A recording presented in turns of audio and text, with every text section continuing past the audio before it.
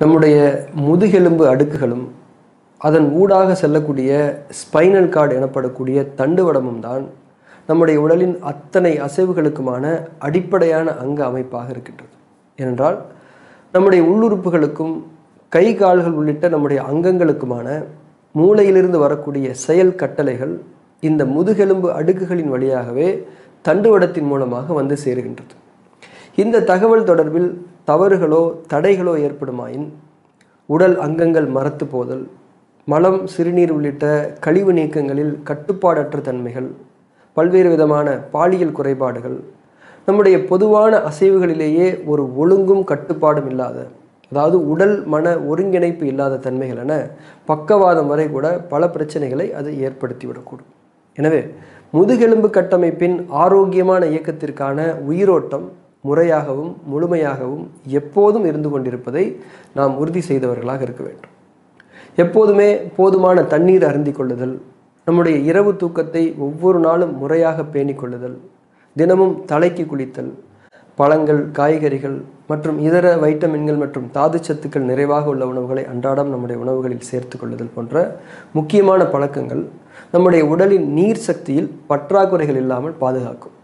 நம்முடைய உடலின் நீர் சக்தி நிறைவாக இருந்தாலே நம்முடைய முதுகெலும்பு கட்டமைப்புக்கான உயிரோட்டத்தில் எந்த குறைபாடும் அவ்வளவு எளிதில் ஏற்படாது.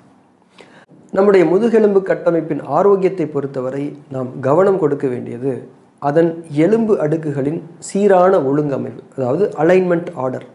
நம்முடைய முதுகெலும்புகள் பெட்டி மேல் பெட்டி வைத்து அடுக்கி வைக்கப்பட்டிருப்பதை போன்ற ஒரு அமைப்பாகும்.